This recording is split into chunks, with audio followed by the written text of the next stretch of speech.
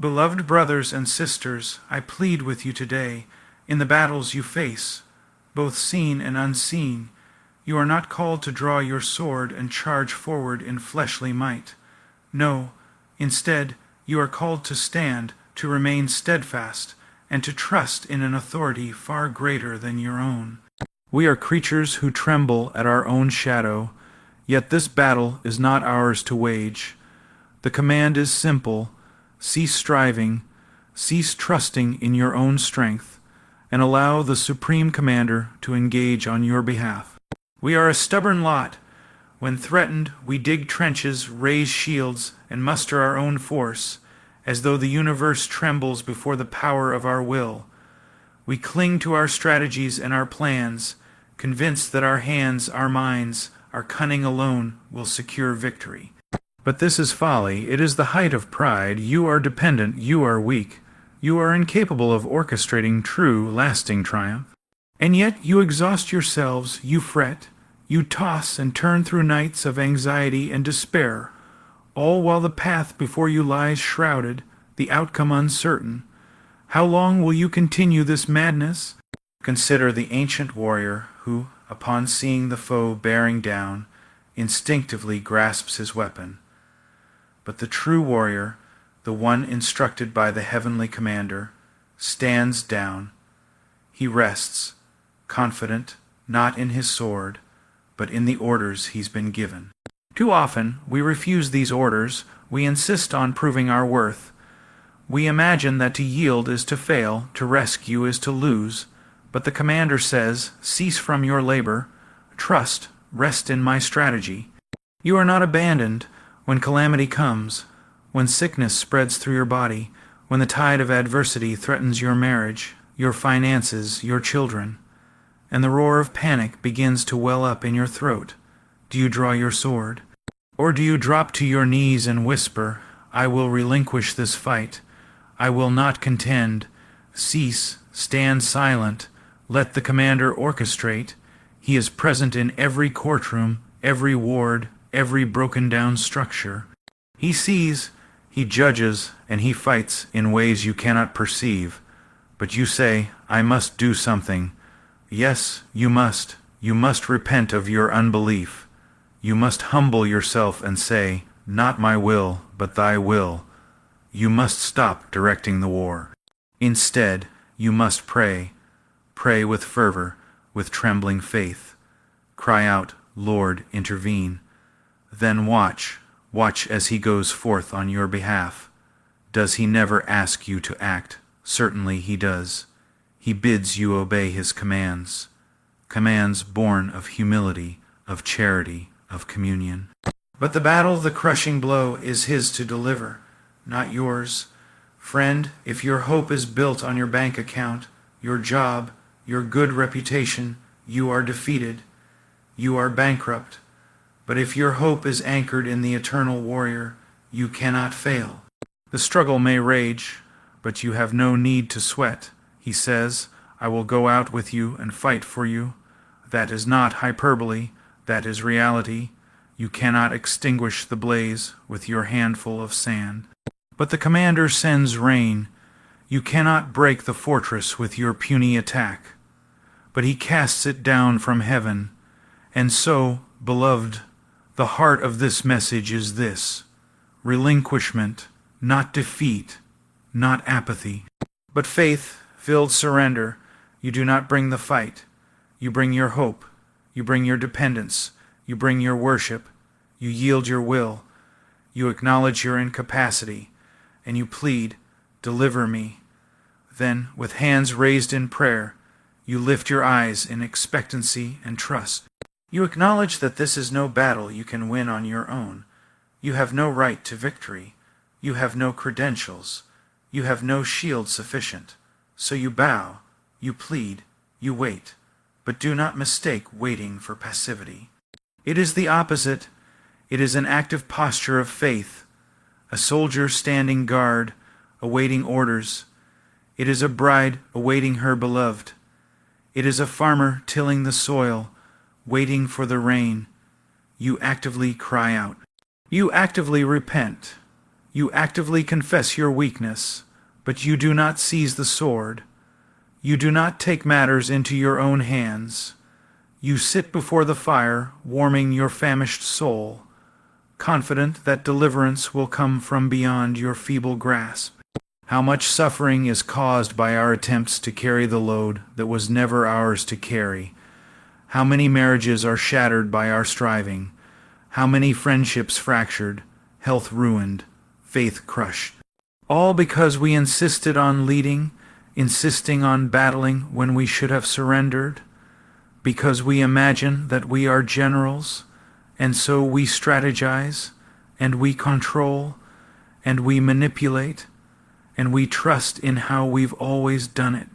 But the commander has another plan, a plan that is not obvious, a plan that cuts short the pride of man, a plan that the moment we humble ourselves ushers in victory. It may be that your battle will not end today. That in God's wisdom it will rage until he sees fit to bring it to a crescendo. But know this, any day you cease from your labor and yield your fight to the supreme warrior, that day is victory. Any moment you release your grasp and surrender your plan, that moment is your deliverance. Not because your problem has vanished, but because your soul has been freed from the prison of self-reliance. You walk upright, unburdened by the weight of carrying the thing you never could carry. Let me ask, what is the weapon he wields when you yield? It might be providence that intervenes, a job offer, provision in the midnight hour, an unsought reconciliation. It might be conviction unleashed in the heart of the one who opposes you. It might be peace descending, even while the storm rages. You will not always see it, you may not hear it, but it is faithful, so believe it. Believe that the commander orders the wind and the waves. Believe that he hides you under the shadow of his wings. And when the furnace is hot, he is in the fire with you. He is working. He is accomplishing. He is fighting. That is the dignity and the shame of the believer. The dignity that you have a warrior fighting for you. The shame that in that moment you stormed ahead alone. You tried to rescue yourself. You tried to justify your independence, but independence is idolatry, and when that idol is demolished, and it will be, you will see your naked despair, and then, amid your ashes, you will glimpse the glory of that banner raised on your behalf. Be careful, this is not for the faint of heart. Proud hearts will chafe, flesh will rebel, the spirit longs to assert itself. It will whisper, pray, and then act, and yes, in the realm of action, obedience follows. But first comes submission. Obedience without submission is still pride. So guard your heart. Practice the discipline of waiting, and when conviction surges, repent. Bow, let go, cling, and when the struggle claws at you, respond again. No, I will not take up this fight. I will pray. And the battle is no longer yours. Dear ones, you will have many victories, and some failures. But the measure of your faith is found not in the tally of successes, but in the posture of your heart. The posture that, amid the enemy's charge, looks up and declares, "Not mine, but thy battle." That posture silences fear. That posture overthrows discouragement. That posture enables you to stand firm, calm, confident, unshaken. You become a witness. You become a beacon, not because of your prowess, but because of his authority enacted in and through your weakness. So let us arise today in humility. Let us announce to the battlegrounds within and all around that we will go no further by our own hand. We will not charge. We will not scheme. We will not manipulate. We will repurpose our efforts to prayer, to worship, to trust, measurably more powerful weapons. We will release our fists and raise our hands. We will lament. We will confess. We will plead. We will wait. Let this be our march, and let the victory surely belong to the commander alone. May every heart here resolve, not mine, but thy battle. And may the life we live from this moment on be a testament to the power of surrender. The battle is not yours. Victory is not achieved through your strategies, willpower, or strength. True faith begins when self-reliance ends. Yield control and trust in God's supreme authority. Waiting on God is not laziness. It's disciplined, prayerful dependence. You are not called to take up arms in fleshly power, but to fall to your knees in prayer, repentance, and obedience. His deliverance may come through providence, inner peace during suffering, or unseen spiritual intervention. Your eyes may not see the fight, but the commander never leaves the battlefield. Victory does not always mean changed circumstances. It means a heart that confesses, "Not my battle, but yours, Lord." That heart stands unshaken, regardless of what rages around it. Cease striving and submit to the one whose wisdom spans the universe. How tragically we persist in viewing our struggles as private battles, as if we alone were capable of determining their outcome. We gather our fears, our frustrations, our anxieties, and we fashion strategies born of our own understanding. Yet what arrogance underlies this behavior, as though our frail minds can chart the course for eternity, as though our weak hands can deliver ultimate victory. To strive in our own strength is to redefine faith as self-reliance. Faith, however, is the very opposite. Faith pauses, not because it has nothing to do, but because it trusts one who acts with perfect knowledge, timing, and power. You may say, "But surely I must try." Indeed, obedience has its place. Yet here's the trap. Obedience divorced from submission is still disobedience. You can latch onto a command, perform dutifully, and still clutch tightly to your mastery of the outcome. You can pray, you can tithe, you can serve, and still cling to your contingency plans. The heart remains unyielded. True submission isn't not doing, it's doing as unto one who knows infinitely more than you. It's laying your action at his feet and whispering, "I release it. I entrust it." Isn't that at the heart of the gospel, a cry of desperation when we realize our battle is beyond us, a recognition that our righteousness is filthy rags, our counsel empty, our striving vain? We stand condemned, and in that surrender we are justified, not by our feeble efforts, but by the power of the one who overcomes all. To submit is to echo that confession, not in what I do, but in what is done for me. That conviction permeates our battle posture. It reshapes our daily surrender. It dismantles the idol of independence. Stop the struggle, for the yoke placed upon you by grace is easy, and the burden is light. Lay down the weapons you were never meant to wield. Lay down your calculations, your persuasive speeches, your frantic modeling of solutions. He calls you not to plan, but to pray, not to engineer, but to worship. Can we grasp that? Can we believe that obedience does not mean self-sufficiency? If we could see with spiritual eyes, we would know that his hand is not slack.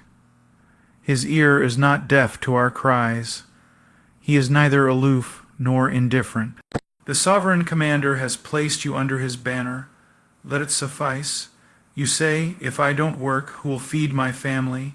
If I don't plan, what if disaster strikes?" Examine your heart. Are your motives love or fear? Are you driven by faith or horror? The path of independence is paved with illusions that comfort us in the moment, but condemn us in the long run. You labor not only to add days to your life, but to tick off achievements in the ledger of your soul. And so the heartbeat of fear propels you, even when you've professed trust. Yet the one who commands the sparrow's fall cannot be ignorant of your need. Why then do you hedge your bets with anxiety as if he might be unfaithful? I don't say this lightly. I speak from a place of terrified soul, because I have fought the urge to seize the fight. I've battled the lie that says, if I don't do it, it won't get done. I have trembled at this idol of control, at the subtle whisper that exalted me above faith in his sovereignty.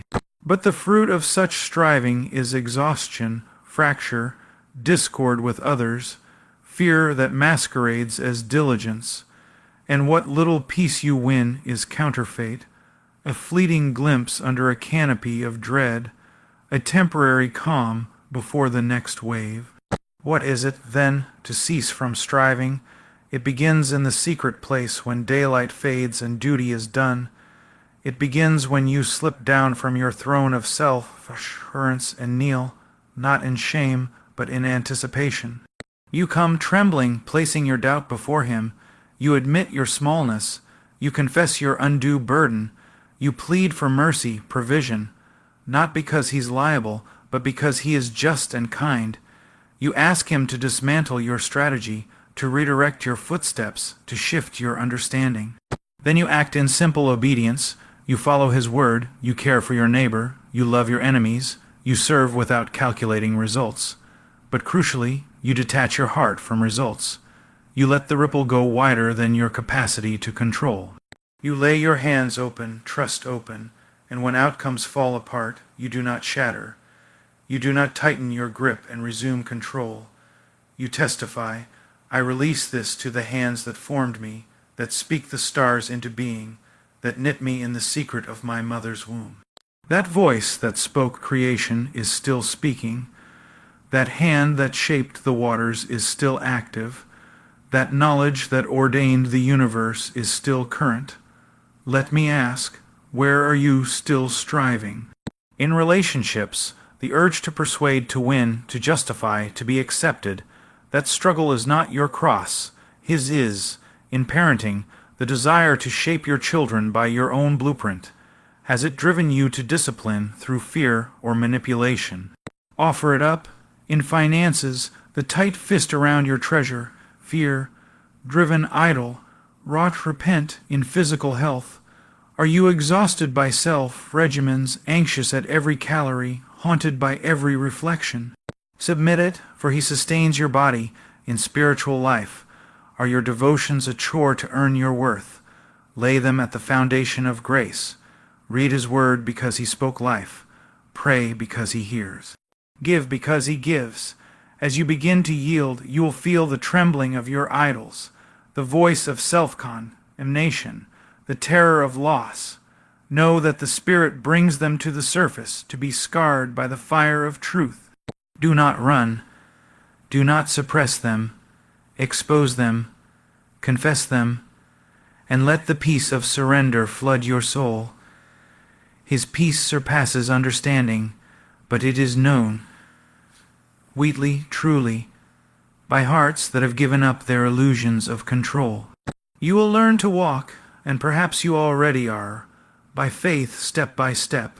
You won't see the next ridge, you won't know every twist, but when fear strikes, your battle cry will not be panic. It will be prayer. When trouble arrives, you will not scramble, you will not scheme, you will not take counsel with your flesh. You will fall down, you will say, I refuse to wage this war. And in that moment, the authority of the cross descends into the chaos. His arrows fly through the night, his shelter overshadows, his love is an anchor. This is hard, but this is life. It is costly. Many would rather fight than trust. Many would rather defend a losing cause than let a sovereign hand prevail. They will tell you it's lazy, it's irresponsible, it's dangerous. They will call it passivity. You'll hear voices from pulpits, platforms, and podcasts urging you to fix, to hustle, to perform. But sift them. Weigh them, let them speak. Even if loudly, still ask, does this raise my posture before the Almighty, or my posture before men? The call to cease from striving is not an optional doctrine. It is the posture of the redeemed, the posture of God's children, the posture of faith. It is the pathway to peace, the doorway through which heaven breaks into your battered field. It is the posture of the true gospel of grace, that Christ has done, and you now rest in what he accomplished. That his strength is made perfect in your weakness, that your submission is not defeat, it is dignity. It is Christ being lifted up, and you being lifted alongside him, into freedom, into hope, into joy unshakable. So here stands the test. Will you stop? Will you yield the fight? Will you trust a voice that says, "Trust me, believer, let me fight.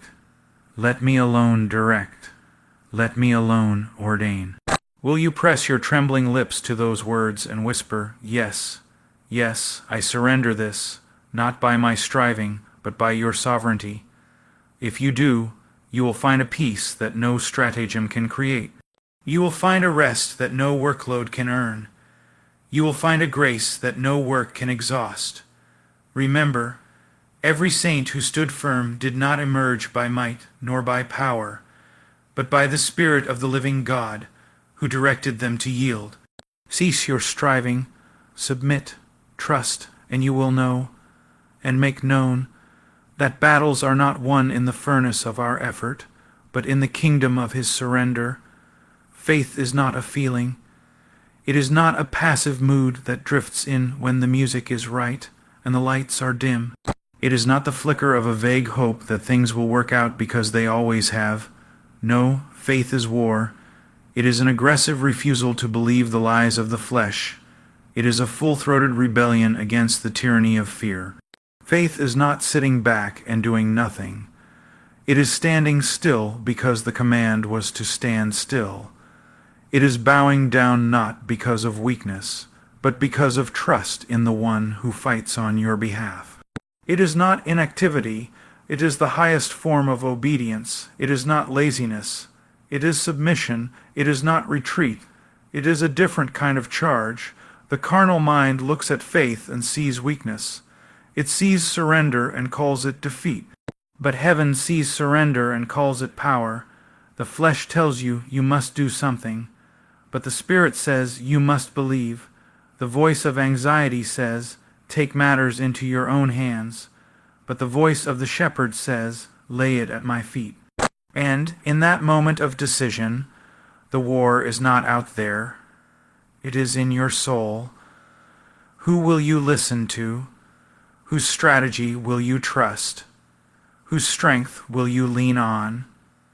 And yet, so many people live as if faith is passive resignation. They confuse surrender with apathy. They say, God will do what he wants. And so they sit idle while sin flourishes, while relationships disintegrate, while their hearts grow cold. But that is not faith. That is fatalism. That is spiritual laziness wrapped in theological language. Real faith is alive. It is rugged. It gets on its knees and weeps before the throne of God. It fasts. It cries out. It clings. It chooses to believe when the mountain doesn't move. It walks into the fire and says, even if he does not deliver, I will not bow. That is not passivity. That is power. When you say, I trust you, you are declaring war on your flesh. You are crucifying your pride. You are silencing the demand for control. You are confessing that your wisdom is not enough. Your strength is not enough. Your timeline is not wise. Your hands are not clean. You are confessing that the battle is not yours to win by force, but his to win through surrender. And when you really believe that, when your faith is not in your faith, but in the faithfulness of the one who called you, you will act, you will move, you will live, but not in the panic of desperation. You will act in obedience, fueled by trust. Faith is what made Abraham leave his home, not knowing where he was going. Faith is what made Moses stretch out his staff over the sea, knowing that nothing in his hand had the power to divide water. Faith is what made Daniel keep praying when the decree went out that prayer was illegal. Faith is what sent the prophets into cities that would mock them, imprison them, and kill them. And in all these things, their faith was not passive. It was obedient, it was surrendered, it did not manipulate results, it did not demand explanations. It trusted, it yielded, it obeyed. So I must ask you, What are you calling faith that is really just fear in disguise?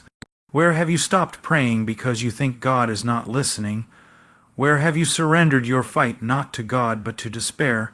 That is not biblical faith. That is defeat wrapped in religious excuses. Real faith continues to wrestle with God like Jacob until the blessing comes. Real faith does not let go. Real faith is persistent. It is humble. It knocks and knocks and knocks, not because it doubts the heart of God, but because it knows the door will be opened in His time. Faith does not mean the absence of agony. Jesus Himself cried out in the garden, "Father, if it be possible, let this cup pass from me." And yet, He surrendered, "Not my will, but yours be done." And in that moment, we see the highest expression of active surrender. He did not run. He did not negotiate. He laid down His will, trusting that the Father's plan was better, even though it led to a cross. That is what faith looks like, not escape, not denial, but obedient trust in the face of suffering. Faith listens more than it speaks. It waits more than it works, not because it is lazy, but because it refuses to move ahead of God. And when it does act, it acts because it has heard from God, not from culture, not from pressure, not from the endless whispering of the flesh. Faith does not try to engineer outcomes. It does not play politics with obedience.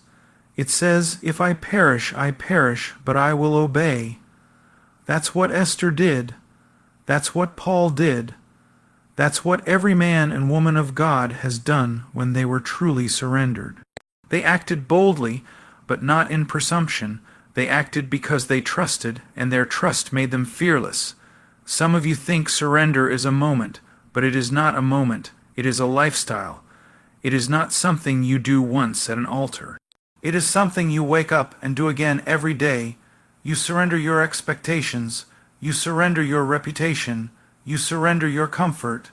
You surrender your outcomes. You live crucified. You pick up your cross daily. And in doing so, you find that obedience becomes light. Why? Because you are no longer bearing the burden of success. You are simply bearing the burden of faithfulness, and that is a burden that the Spirit Himself carries with you. The one who surrenders is the one who is free, free from the fear of man, free from the lies of the enemy, free from the endless tyranny of what if, free from the pressure to perform, and that freedom is not born of inactivity, it is born of active dependence. You don't stop working. You work with a heart that knows it is not in control. You don't stop planning. You plan while surrendering the results. You don't stop speaking. You speak what God has given and leave the rest to Him. You don't stop praying. You pray with tears, knowing He hears you and knows more than you do. That is the kind of faith that pleases God. Not the kind that boasts of certainty, but the kind that walks into uncertainty with confidence in Him. Not the kind that demands a sign, but the kind that walks in obedience before the sign comes. That kind of faith looks like surrender on the outside, but it is stronger than steel. The world will mock it. The enemy will hate it, but heaven will honor it. And you will find at the end of your striving a peace that cannot be manufactured, a joy that no storm can destroy. Faith is not sitting idle, waiting for God to do everything while you do nothing. That is not surrender, that is sloth. But neither is faith a frantic rush to fix everything in your own power. That is not obedience, that is idolatry. True faith discerns the line. It knows when to speak and when to be silent. It knows when to move and when to wait. It knows that the heart of the matter is not what you do, but why you do it, and in whom you trust while doing it. So you see, there is no contradiction between surrender and strength, between waiting and working, between rest and obedience. They live together in the same heart, because the heart is anchored not in outcomes, but in God, and that anchor holds. That anchor keeps the soul steady in the storm, not because the storm stops, but because the anchor is buried deep in the rock that does not move. That is what faith is, not passive, not indifferent, not weak, but yielded, trusting, and utterly committed to the one who cannot fail. You think you know how God will deliver. You think you've figured out the pattern, the method, the timing. You think that because you've read the stories and seen the miracles and memorized the verses, that you know how He'll show up. But God will not be boxed in by your logic. He will not bow to your expectations. His ways are higher, not marginally, infinitely. He does not need your insight to determine how He will act. He is not beholden to precedent. He is not restricted to the realm of the visible. God fights through unseen and unexpected means. And that is not a poetic truth. It is a crushing, soul-shaping, life-faltering reality. You pray for deliverance, and you imagine it will come with noise, with thunder, with clarity. But He may deliver you in silence. He may part the sea in the stillness of the night. He may collapse the wall, not with a sword, but with a shout. He may strike down the enemy, not in front of you, but behind the scenes, where you never see it happen. You may cry out for rescue, and all that changes is your heart. All that shifts is your posture, and you wonder, where is the victory? It has already begun. You just didn't see it, because you were looking in the wrong direction. How many prayers have gone up from the lips of saints, asking for one kind of miracle, while heaven was already answering in another way entirely? You cry out, Lord, remove this pain. And He says, no, I will strengthen you under it. You plead, restore this relationship. And He says, not yet, for I must sanctify you first. You demand, vindicate me in front of my enemies. And He says, no, I will vindicate you in secret and teach you to love them in the meantime. And all the while you think He's silent. But He's not. He's just working in a way you didn't expect. He's dismantling your idols. He's severing your dependencies. He's testing your faith. He's preparing your deliverance in the very areas you would never choose to look. Do you remember Elisha and his servant? Surrounded by an enemy army, the servant trembles. What shall we do? He cries, and Elisha prays, not for a miracle to come, but for the servant's eyes to be open. And when they are, what does he see? Chariots of fire, armies from heaven. They were already there. They had been there all along. He just didn't see them. And how often that is us, shaking in fear at the enemy before us, while the armies of heaven stand at the ready, unseen. We think we are abandoned. We think we are alone. But God is already fighting. The help is already present. We simply haven't been given eyes to see it yet. Or consider Joseph, sold into slavery, wrongfully accused. Forgotten in prison, for years it seems that God is absent. No lightning bolts, no divine rescues, just silence and suffering. But what is God doing? He is orchestrating a deliverance that will feed nations. He is preparing a throne through betrayal. He is moving unseen through the wicked schemes of men to accomplish a sovereign plan. And when Joseph is finally lifted up, when the curtain is pulled back, what does he say? What you meant for evil, God meant for good. That is the language of someone who has seen God work in unexpected ways. We must understand this. God is not bound by our timing. He is not obligated to show His hand when we demand it. He is not a hired defender who reports to us.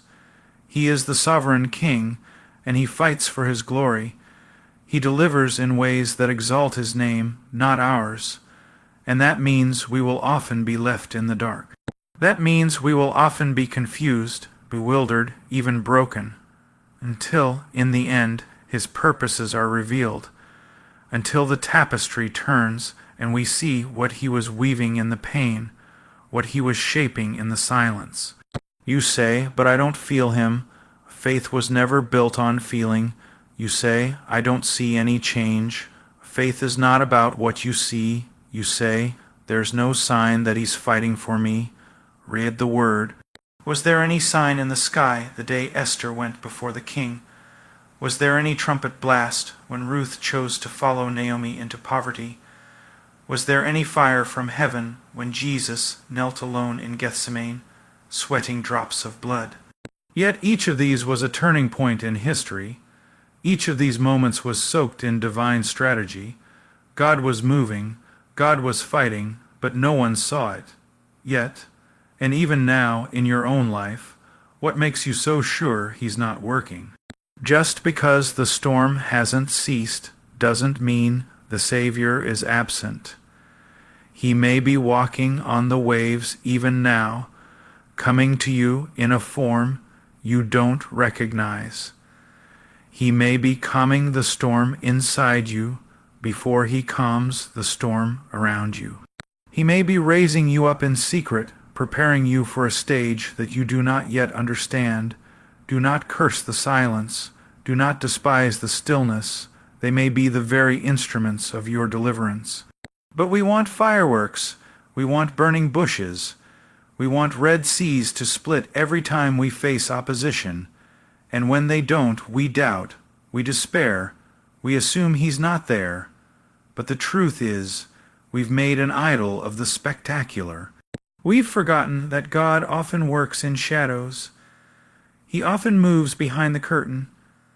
He is the God of whispers as much as of thunder, the God of quiet provision, of subtle protection, of slow sanctification. He is not always in the earthquake. Sometimes He is in the still, small voice. Look at your life. Trace the hand of providence.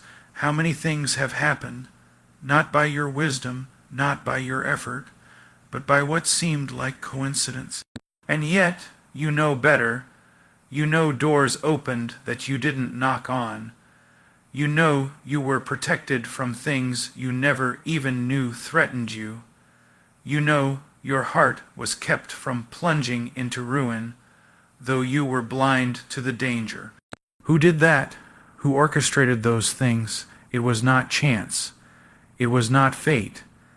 It was the unseen hand of God, fighting for you in ways you couldn't perceive. So now, when the next battle comes, and it will, remember this: the absence of evidence is not evidence of absence. Just because you can't trace His hand doesn't mean you can't trust His heart. Just because you don't hear the sound of war doesn't mean heaven is silent. He may be fighting the disease in your body by sanctifying your soul. He may be fighting the betrayal in your life by deepening your dependence. He may be fighting the injustice against you by preparing a higher vindication. Don't rush to conclusions. Don't rewrite your theology to fit your impatience. What did Jesus tell Thomas? Blessed are those who have not seen and yet have believed. That is the kind of faith that honors God. That is the kind of faith that triumphs when everything looks like loss. That is the kind of faith that says, I don't see the answer, but I trust the one who gives it. I don't see the end, but I know the author. I don't understand the fight, but I know the warrior. And that kind of faith will not be disappointed. He may use people you don't expect. He may speak through means you've dismissed. He may lead you down a road that looks like failure. But at the end, when you look back, you will see that every step was ordered. Every moment was measured. Every loss was turned to gain. Every battle you thought you lost was actually a victory disguised, because He does not fight like we fight. He does not wage war according to the flesh. His weapons are not carnal. His strategies are not logical, but they are mighty, mighty to the tearing down of strongholds, mighty to the lifting up of the broken, mighty to the shaming of the wise by the foolish, the strong by the weak. So do not despise the unexpected. Do not fear the unseen. These are His tools. These are His ways. These are the hallmarks of His glory. You wanted a sword. He gave you a cross. You wanted a crown. He gave you a grave. But through that grave came resurrection. Through that cross came salvation. And through your trial, yes, through your pain, will come something that glorifies Him more than your comfort ever could. because this is the God who fights, not with human weapons, but with divine power. Not in the spotlight, but in the secret place. Not always in the way we want, but always in the way that brings him glory.